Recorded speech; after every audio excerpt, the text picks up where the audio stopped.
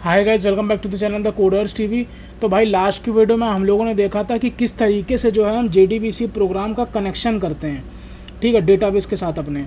अब आज की वीडियो में ये देखेंगे कि JDBC प्रोग्राम का यूज़ करके हम जो है डेटाबेस कैसे क्रिएट करते हैं, ठीक है। तो हम लोग ये देखेंगे कि किस तरीके से जो है हम डेटाबेस क्रिएट करते हैं अपने JDBC प्रोग्राम में, JDBC प्रोग्राम का यूज़ करके, ठीक है। तो सबसे पहले यहाँ पर हमारा ये अपना ये खोल लेते हैं फ़ोल्डर, और यहाँ पर हम लोग क्या करते हैं, एक और यहाँ पर एक क्लास बना लेते हैं, create JDBC program to create database करके, इस तरीके से। और यहाँ पर अपना मेन डिक्लेयर कर देते हैं। अब यहाँ पर हमने जो है ये 3 वेरिएबल्स डिक्लेयर किए थे, तो इन तीनों वेरिएबल्स को हम वैसे का वैसे यूज़ कर लेंगे। बस यहाँ से इस बार हम डेटाबेस का नाम हटा देंगे, क्योंकि वो जो चीज़ है वो हम लोग प्रोग्राम के थ्रू क्रिएट करवाएंगे, ठीक है। तो यहाँ पर हम लोगों ने एक वेरिएबल और डिक्लेयर किया था, कनेक्शन, ठीक है।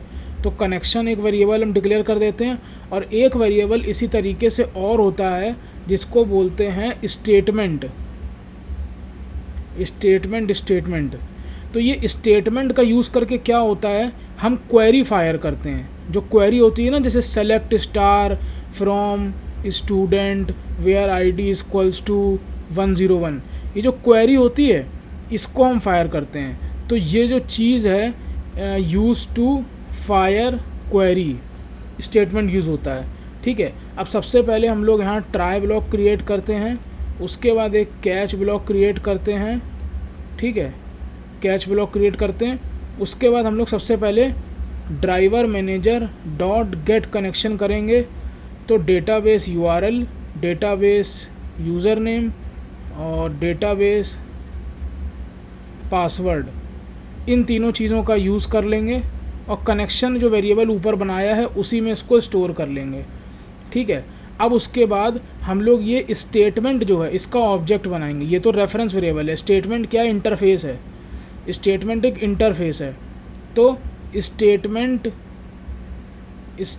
यहाँ पर स्टैटिक होगा, क्योंकि हम लोग स्टैटिक कॉन्टेक्स्ट से उसको एक्सेस कर रहे हैं। तो statement dot create statement, sorry, connection dot create statement होता है, ठीक है, कनेक्शन डॉट क्रिएट स्टेटमेंट। तो ये तुमको क्या दे देगा, स्टेटमेंट एक चीज़ देगा, क्रिएट स्टेटमेंट एक ऑब्जेक्ट देता है, स्टेटमेंट को ऑब्जेक्ट देता है। तो वो हमने स्टोर कर लिया इधर, ठीक है। अब उसके बाद क्या होगा, हम यहाँ पर अपनी SQL क्वेरी लिखेंगे, ठीक है, स्ट्रिंग SQL क्वेरी क्या होगी हमारी, create database JDBC if not, यहाँ पर लिखेंगे create database if not exist JDBC, इस तरीके से, ठीक है। ये हमने अपनी क्वेरी लिखी, क्या है ये, आवर क्वेरी। उसके बाद हम लोग क्वेरी फायर करेंगे। वो फायर किससे करेंगे, स्टेटमेंट का यूज़ करके। तो स्टेटमेंट डॉट एग्जीक्यूट अपडेट।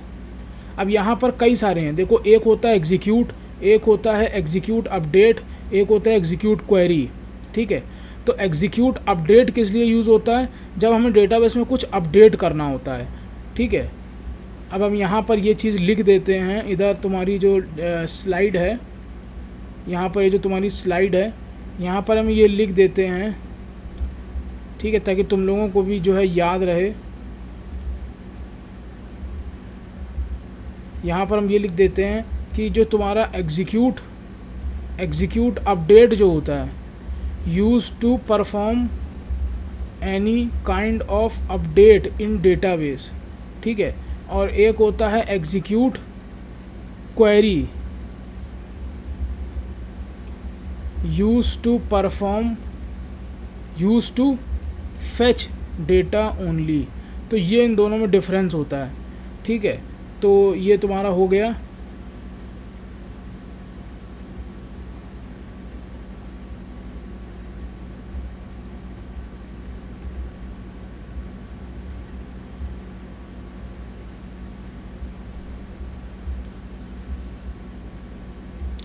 ठीक है। तो अब ये तुम्हारा जो है यहाँ पर stmt.execute अपडेट हम लोग लिखेंगे और यहाँ पर अपनी SQL क्वेरी पास कर देंगे, ठीक है। और यहाँ पर एक सिंपली स्टेटमेंट दे देंगे डेटाबेस क्रिएटेड करके, डेटाबेस क्रिएटेड, ठीक है।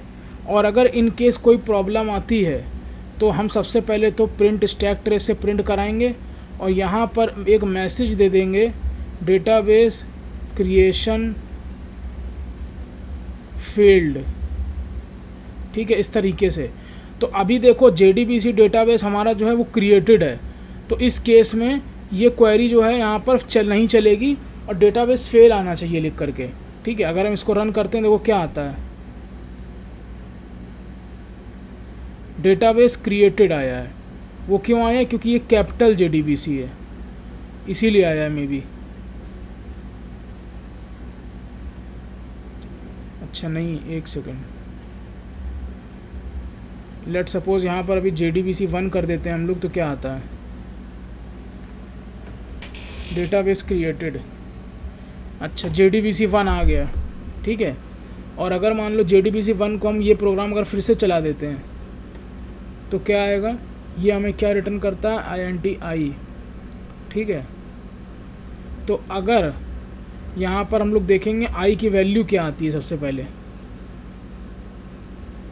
1 आती है, ठीक है। तो और अगर JDBC 12 कर दें यहाँ पर तो क्या होगा, ठीक है, JDBC 12 किया तो हमने डेटाबेस क्रिएट हो गया। फिर से अगर हम चलाएंगे तब भी 1 ही आ रहा है, डेटाबेस क्रिएटेड। तो ये डेटाबेस क्रिएटेड लिख कर आ रहा है, ये एक्चुअल में मतलब तुम्हारा database create database if not exist, okay.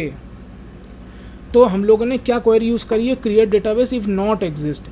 अगर एग्जिस्ट नहीं करेगा तो ही डेटाबेस ये क्रिएट करेगा, ठीक है, समझ रहे हो। जब अगर ये क्या कहते हैं, तुम्हारा एग्जीक्यूट तभी होगा जब तुम्हारा डेटाबेस जो है एग्जिस्ट नहीं करता होगा। अभी मान लो हमने ये तीनों डेटाबेस जो है यहाँ पर ये डिलीट कर दिए, ठीक है। और यहाँ पर डेटाबेस का नाम जो है हमने JDBC दे रखा है, ठीक है, JDBC दे रखा है। अब अगर लेट सपोज इसको हम यहाँ पर चलाते हैं तो ये क्या दे देगा, डेटाबेस क्रिएटेड, ठीक है।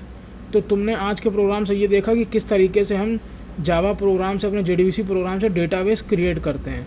नेक्स्ट प्रोग्राम में हम लोग ये देखेंगे कि किस तरीके से हम JDBC के थ्रू टेबल क्रिएट करते हैं, ठीक है। अभी सबसे पहले ये प्रोग्राम जो है हम अपना डाल देते हैं गिट पे, गिट ऐड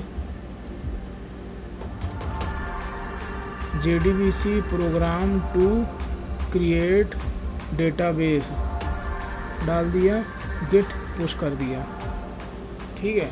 तो ये जो प्रोग्राम्स तुम्हारे हैं सारे, ये तुम्हारे इधर अवेलेबल हैं, करो इधर तुम्हारी गिटहब रिपोजिटरी पे, ठीक है। ये प्रोग्राम तुम्हारे देखो आ गया, ठीक है। चल मिलते हैं नेक्स्ट वीडियो में, till then keep learning, Shubham निगम।